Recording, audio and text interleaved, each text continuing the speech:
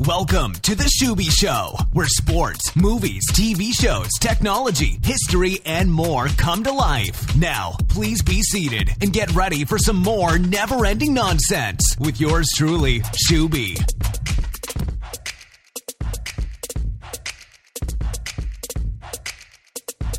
This is the Schuby Show with yours truly, Carson Schubert.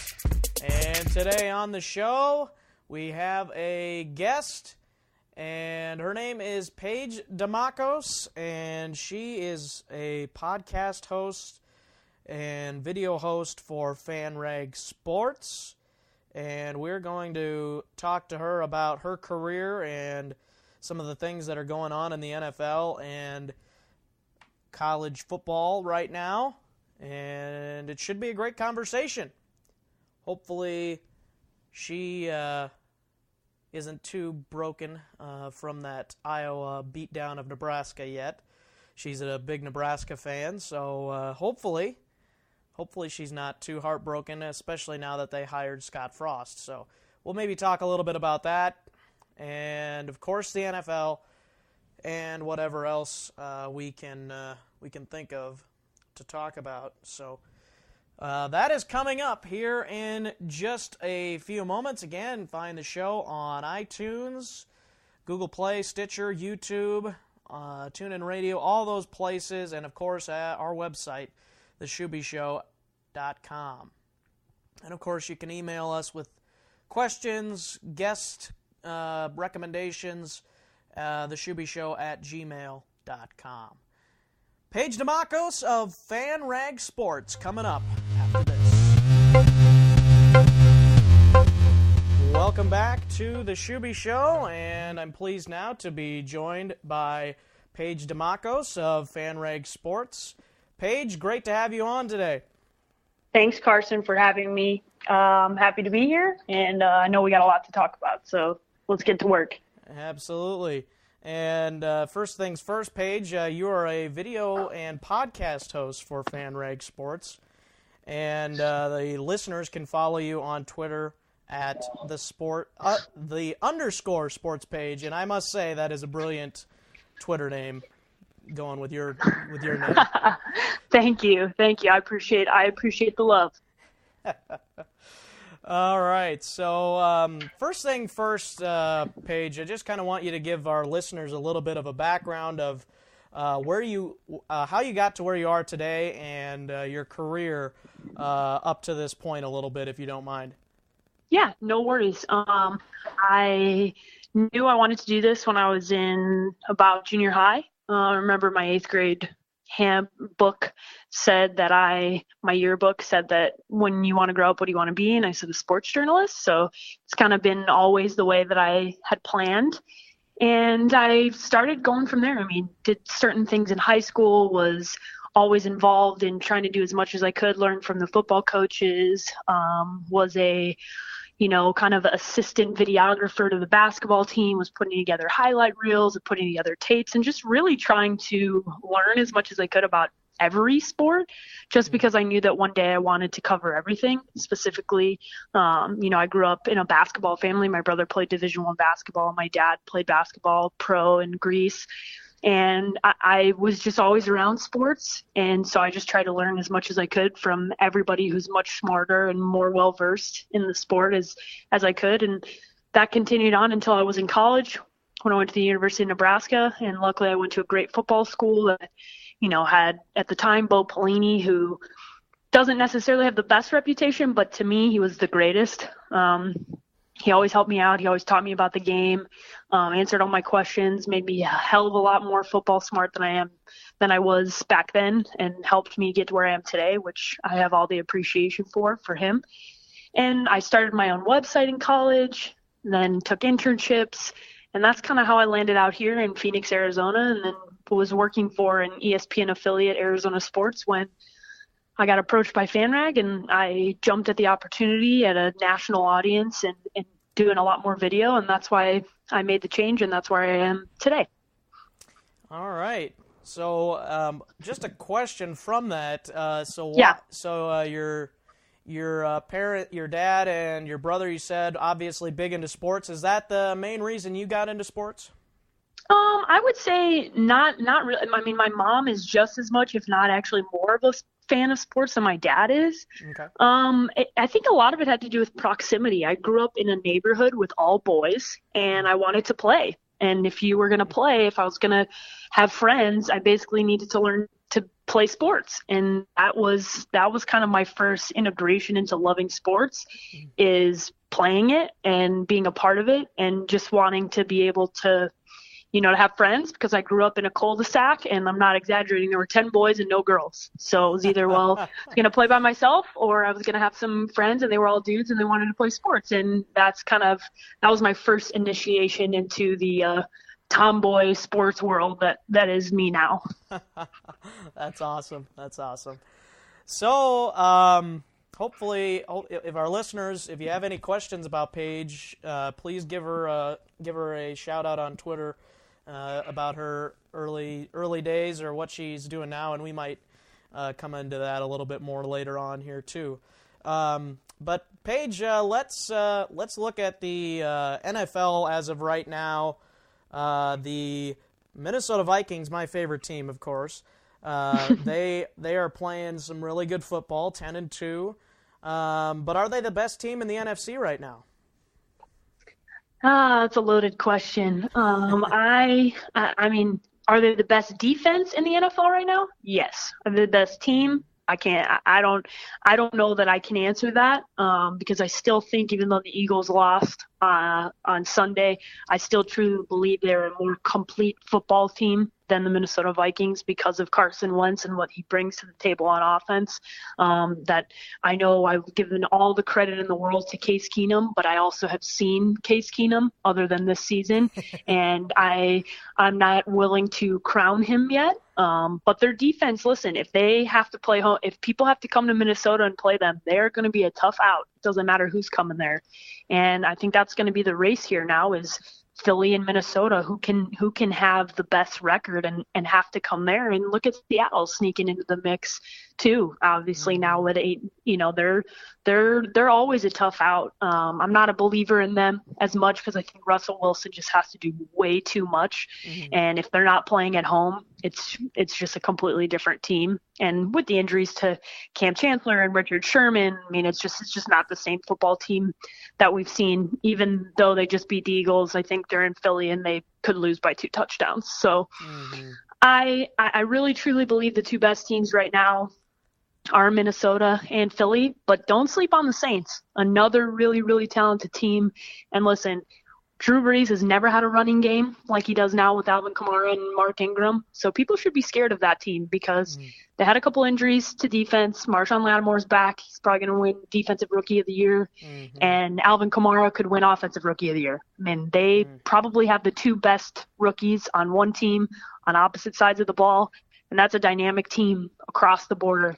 It's probably the best defense that Drew Brees has ever played with, and that's including some of the Super Bowl times. So I would say be scared of that Saints team, especially if you got to go play down in New Orleans. Yeah, that's always a home field advantage for the Saints. Taking a look, though, do you think, as you take a look at the Eagles' schedule, how much do you buy into the they haven't played anybody theory? I don't buy into that, because they were averaging beating teams by some ridiculous margin, like 14 points or something like that. And when you blow out NFL teams constantly, the difference between the best and the worst team is not that big. Trust me. I talk to NFL guys all the time. The margin of difference between the best and the worst is not as much as people say.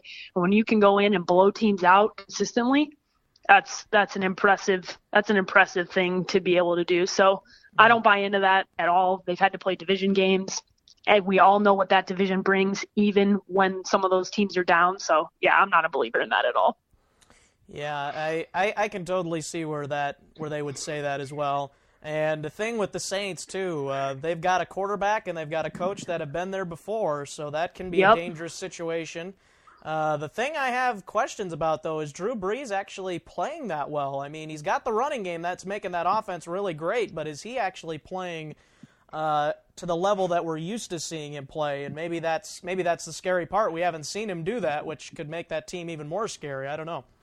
He doesn't have to. I mean, that's the thing. He doesn't have to. That's why he's not playing. He's not putting up those numbers because he doesn't have to. He's never had a running game like he does right now, and that should absolutely terrify everybody else because he still has the weapons. He can go to Michael Thomas. He can go to Kobe Fleener. He can go to Ted Ginn Jr. He has the weapons to blow you out through the air, and he doesn't have to. So if you force him to do that, he will, and good luck. I mean, that offense is very dynamic. Yeah. Absolutely. Looking at the one of the other teams in the NFC that kind of has a little bit of a good season going for them right now is the Los Angeles Rams. Jared Goff has basically turned his career around after everybody was marking him as a bust last year. But now all of a sudden you get a quarterback-friendly coach. Sean McVay has had experience with quarterbacks and offenses, and he's playing really well, and Sean McVay has probably got a very good chance of winning Coach of the Year. Yeah, absolutely. I mean, you can't say enough about Sean McVay and Jared Goff, but give a lot of that credit to that offensive line, one of the best offensive lines in the NFL. Todd Gurley, one of the most dynamic running backs in the NFL. The addition of some of their wide receivers that are much, much better than they've had in the past. And most importantly, Jeff Fisher's not the head coach anymore. Yeah. So, yes, Sean McVay, but more so not Jeff Fisher. And Wade Phillips gets a ton of credit as their defensive coordinator. I mean, it really is a organizational thing, an organizational change, which has happened, which is huge. The thing with them is they have no home field advantage. It's not an intimidating atmosphere. Nobody is going to be scared to go play in LA at that horrible, horrible stadium that needs to be fixed. I mean, it's not an intimidating atmosphere whatsoever. Jared Goff, we saw him have to go to Minnesota and play on the road. I mean, it's likely that that's what's going to happen to that team. I foresee them in the future being a really, really good team next year and beyond. I just don't think they've gotten to that level yet because of the fact that their defense is not as intimidating to me as Minnesota Vikings specifically. Yeah, and the thing, too, with the Rams is you got to look at how bad Jeff Fisher was as a coach, and you're like, well, even Sean McVay, even if he is a really good coach, is a much better upgrade than Jeff Fisher just because he was not coaching his offense. Like, that offense suffered so much when he was the coach there. It's not even funny. But anyways, going to the AFC, obviously the Steelers and Patriots are the top of the AFC, and pretty much everything from down on there is not necessarily that impressive unless you are a really big fan of the LA Chargers now, which I'm actually kind of thinking they might have a shot of going at least to the divisional round in the playoffs if they keep playing like this. But other than those teams, I don't really see a huge threat in the AFC, and in the NFC, the teams are just, there's so many teams that are in the playoffs and that are going to probably put up good fights. In the AFC, I could see probably quite a few blowouts, honestly, in those first couple rounds of the playoffs. Yeah, I just don't anticipate. I mean, Jacksonville's another team that I would throw into that mix just because of how good their defense is. But the reality is those top two teams that we've been talking about forever, Pittsburgh and New England. New England had a very poor start. Pittsburgh has been up and down all season long, and I'm not convinced at either one of those teams, more so with the Steelers. I mean, the Patriots are the Patriots. They've gotten better every single week. Tom Brady is Tom Brady, and we know going to Gillette is a tough place to play. So let's see. We got Patriots, Steelers coming up here, regular season. Let's see what that brings. But if you had to ask me right now, Patriots, sorry, nobody's touching that right now. They're just not. Yeah, I would agree with that. And a lot of people at the beginning of the year were saying, oh, this defense is terrible. And I was like, calm down. Bill Belichick will get fix better. it. Exactly right. So, and all of a sudden the Kansas City Chiefs, who were the class of the AFC, 5-0 to start the year, reminding me of the Vikings last year, now all of a sudden are collapsing, and they're going to miss the playoffs. Yeah, they might. I mean, it's early now to say because Oakland and LA and all these teams, none of these teams look overwhelmingly phenomenal. I mean, LA just barely beat at home, the Cleveland Browns. So I'm not all over the love for them. I think they're a good team. I'm not convinced they're a great team. Right. And Kansas City can turn it around because they have Andy Reid as their head coach. I just think this division overall took a huge step backwards. The Oakland Raiders defensively look atrocious. Derek Carr hasn't looked like he looked last year. They won a lot of close games. They just haven't done that this season. So that division in and of itself, I mean, Denver is just a dumpster fire. They're probably going to fire their head coach. They don't have a quarterback. I mean, the thing with that division is they've got a lot of interdivisional games to end this season. So it's going to be a lot of beating up on each other, and they're pretty much going to hold their own destiny. So let's see what the Raiders and the Chiefs and the LA Chargers can bring out, because I do think it's going to be entertaining to watch that down the road, because they are all going to hold their own destiny. And I still think that the Chiefs will end up getting it done. But some locker room things, you can tell there's some chemistry issues right now. Marcus Peters showing his frustration. Alex Smith had a good game. Their offense looked good, but the defense looked atrocious. So they got to fix some things, but I have faith in Andy Reid more so than I do in the Oakland Raiders and the LA Chargers to get it done. Yeah, I just don't know if there's any fixing of that Chiefs team this year anymore. I just don't know if there's anything Andy Reid can do to fix that team. Maybe he has some sort of a secret sauce or something that can make things right, but I don't know. I feel this team is probably going to finish 2-2 and finish the season 8-8, but that's just me. Going on to, again, talking about the Patriots, I know you kind of put something on Twitter about the question about should Gronk be suspended for his hit on Tre'Davious White. And my thoughts were, well, eject him, yes, and give him a big fine, yes, but another game besides that, they didn't actually eject him, but they probably should have. And then I would say just not give him another game, but I think you're kind of on the other side. Give him a suspension and maybe even more than that.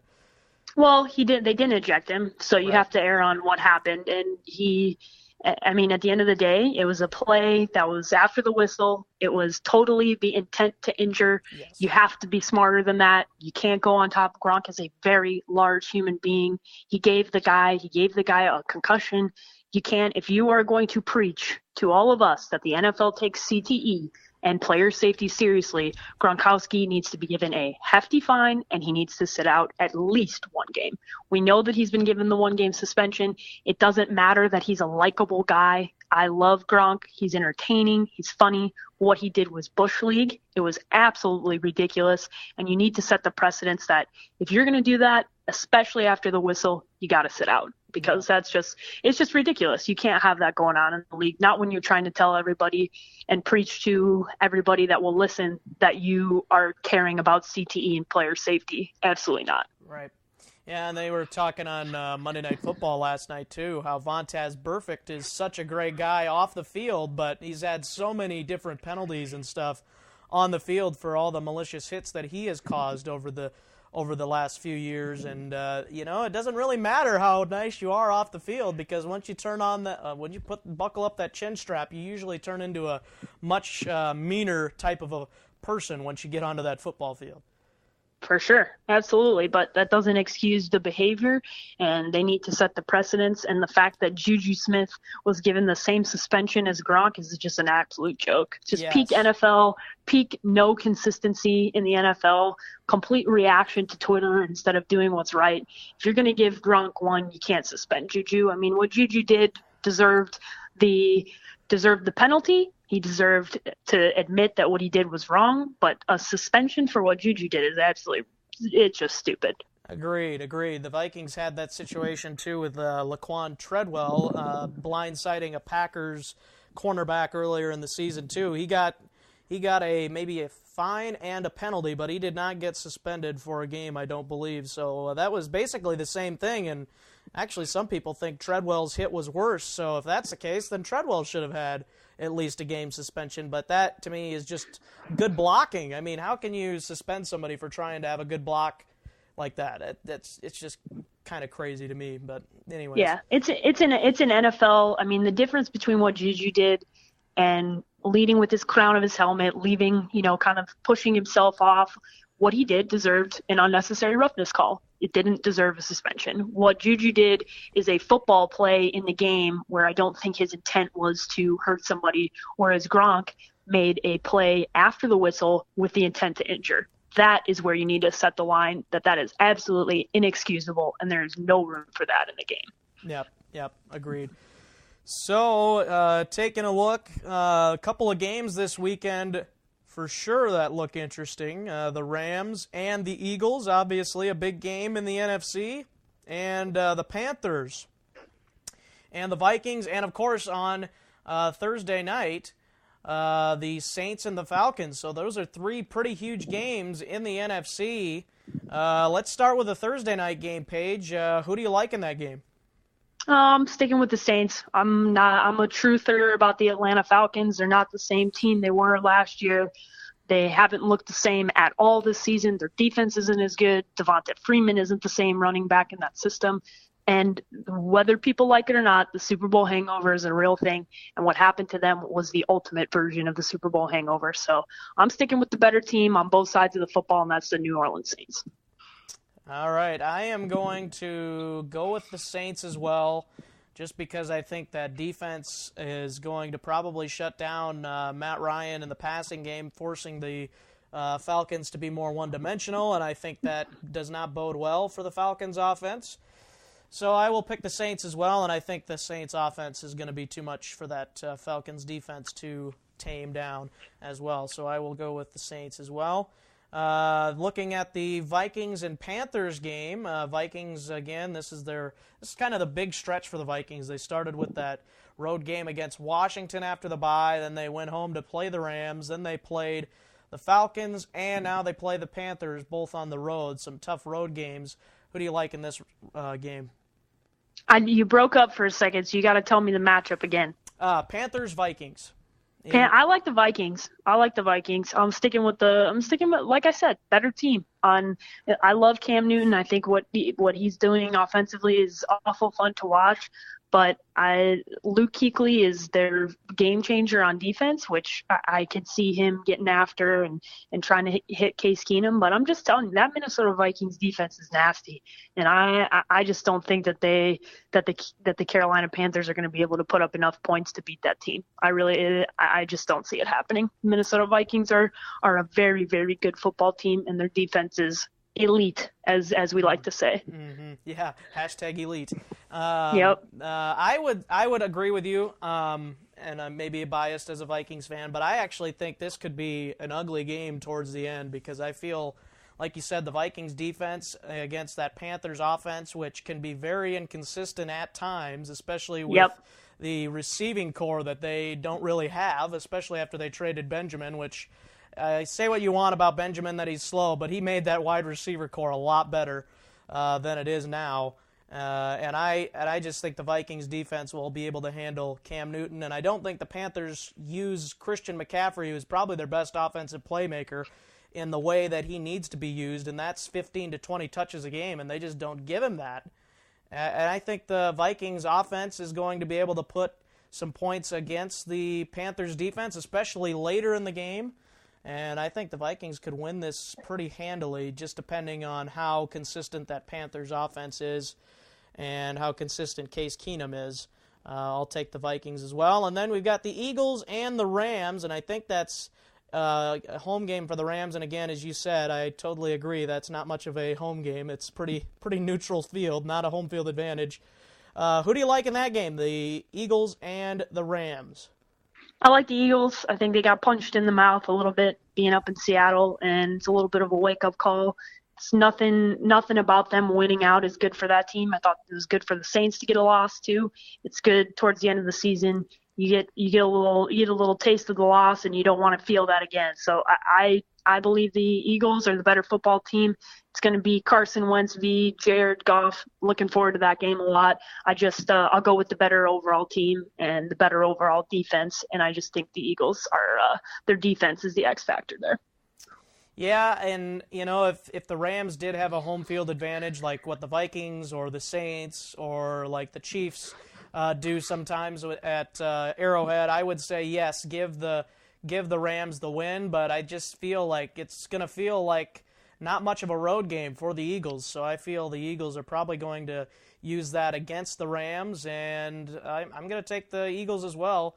I think it'll be a pretty interesting game, but I think the Eagles will probably pull away late and probably win by a couple of scores. It'll be close for a while, but kind of like that Vikings game where the Vikings pulled away late in the game.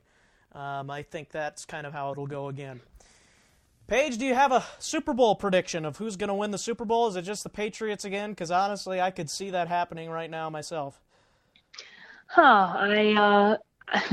Unfortunately for you, I don't trust the Vikings or the Eagles in the playoffs. I just no pedigree. Yeah. Prove it to me. So right. I'm going to go with the Saints out of the NFC. I think down the road, if it comes down to it, I'll take the championship caliber coach and the championship caliber quarterback all day, every day, with a awesome running game and a pretty damn good defense.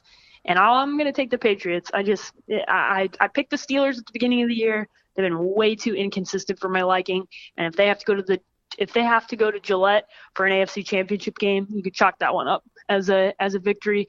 The only thing that would stop that from happening is if the Patriots have to go on the road and play. I'll pick the home team in the AFC Championship game. I do believe it's going to be Patriots Steelers, and I'll give the edge to the Pats, and I'll say Saints over Pats in a very entertaining Super Bowl. Yeah, and I will agree with you on that, especially seeing the Steelers going down 17-0 to the Bengals last night. That if you do that against the Patriots, you're probably not going to be coming back to win that game. I'm just saying. Yep. So I will agree. They've been inconsistent. I'll take the Patriots in the Super Bowl again. And, if the Vikings – this is the thing with me. If the Vikings get home field advantage throughout the entire playoffs, I would seriously bet that they are for sure playing in the NFC Championship game, if not playing in the Super Bowl. But if it's the Patriots in the Super Bowl, I'm taking the Patriots.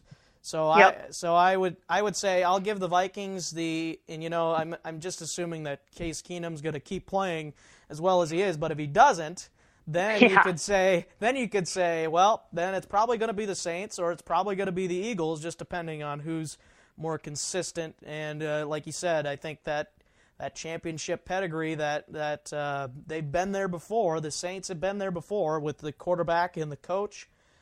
I feel like the Saints have got a good chance, but I feel if the Vikings play a good enough defense, I feel that they're going to possibly be in the Super Bowl. And as much as I have been kind of pessimistic about this team, I didn't think they were going to be better than 11-5 this year. And I thought they would probably be more closer to 500 because I didn't think this defense would be playing this well, and I didn't think the offense would be playing this well. But I'm going to say Vikings and Patriots, and the Patriots win in the Super Bowl, which would break my heart. But that's the Viking curse lives on, of course. So, and then we'll wrap up here, Paige, talking quickly a little bit about college football. Obviously, my Hawkeyes pounded on your Huskers the day after Thanksgiving, but things are looking up for you guys. You got Scott Frost returning to Nebraska. Tell me a little bit about that and how you're feeling after that hire. Yeah, I mean, it's a good hire. The Huskers never should have hired Mike Riley. It was a horrible hire. They had bad leadership in place. The old chancellor, Harvey Perlman, old AD, Sean Eichhorst, all out, brand new system in. Ronnie Green is the chancellor. We've got Bill Moose as the AD now, and Scott Frost. And you could see by the amount of money that's going to be thrown into the program, the old former players that are now lots of them NFL guys that played on those championship teams. Tom Osborne being all aboard. You've seen over the last few days, even so, all the excitement from the recruits, the excitement from other young high school athletes. I think there's nobody I'd rather have as the coach than Scott Frost. I think he's the ultimate players coach. He's gonna dominate in that West division in the Big Ten, and it's not going to take very long. So I think, unfortunately for everybody else, in that division, I don't think it's going to be very pretty, and I don't think it's going to take too long of a time for it to get to that point. So I'm looking forward to some games between Urban Meyer and Jim Harbaugh, and I'm looking forward to watching Scott Frost develop the program and get it back to where it used to be and where it belongs. Yeah, he has turned around that program down in, I believe it was UCF that he was at, and that program turned around very quickly as well. And it could very well turn around that quickly for Nebraska. But I've heard that they're planning on changing that whole system around, which from an offense that's kind of more towards pro style. They're supposed to be changing maybe more towards an option type offense, like a spread them out, spread offense. So I don't know if that's the case or not, but that might take a little bit longer. But I definitely think it's a big hire for Nebraska to get away from Mike Riley. Again, you said it. It was a disaster from the beginning, and good for Nebraska that they're able to get this, and hopefully will return to glory a little bit. Taking a look at around college football, though, not so good going in Tennessee, which was supposed to be such a glorious coaching opportunity for somebody, has turned into a carousel instead. Who's going to end up coaching Tennessee? Your guess is as good as mine. I have absolutely no idea. They have gone through about every avenue, every option for the Tennessee football job.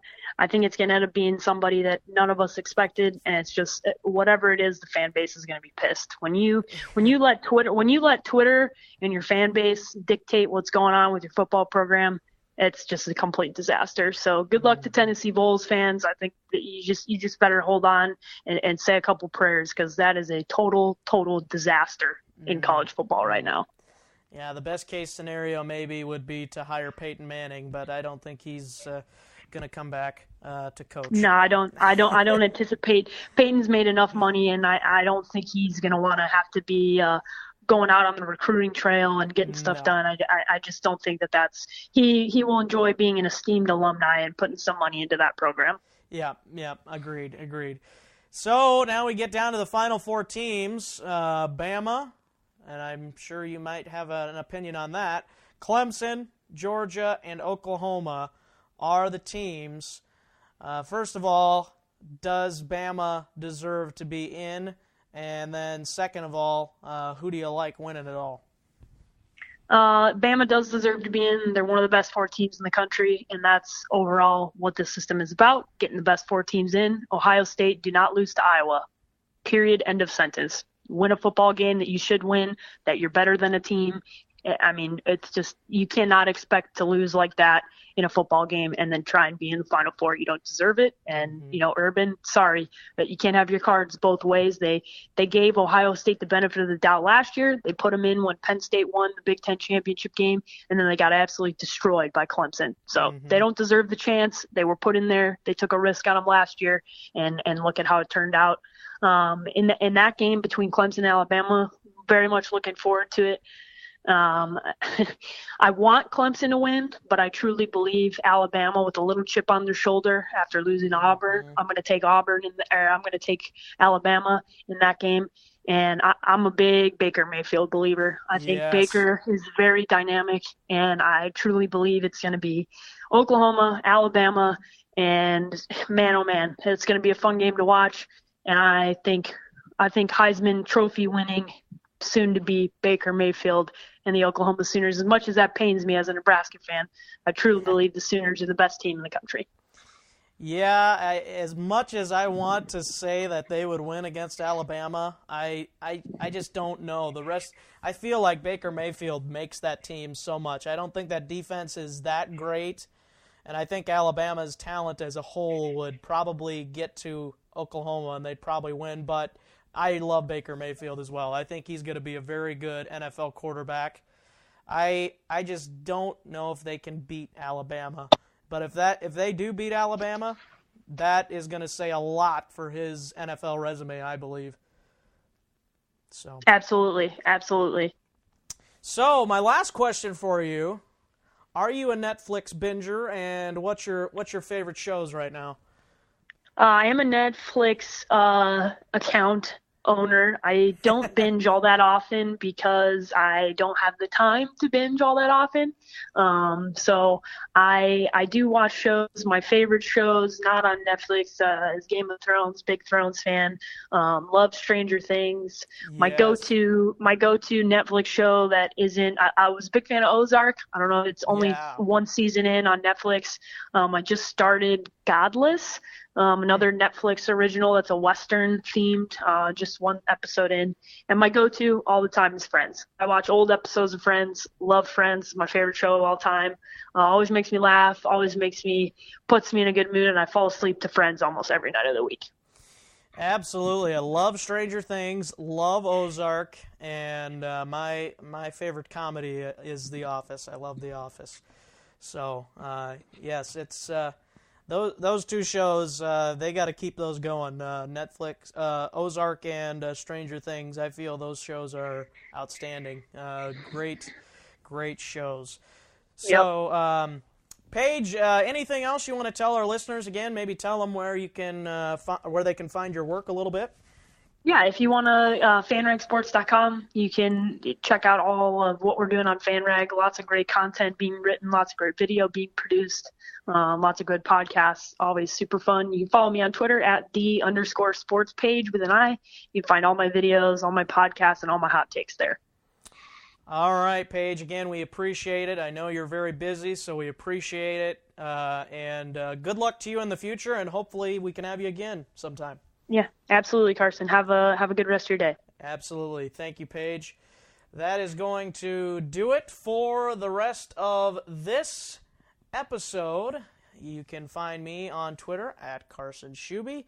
And that is going to wrap up this episode of The Schuby Show. We will be back hopefully again next week. Again, we've been inconsistent with all of the different things going on, holidays and guest issues. Sometimes we don't match up on times, as we kind of ran into, but we will try to stay as consistent as possible, but no guarantees on that. So, but we do appreciate whenever we do get an episode out. We do appreciate all the listens, and if you ever have any questions about the show, any questions you want me to answer, anything like that, please let me know. That's going to do it for The Schuby Show. We'll see you next time.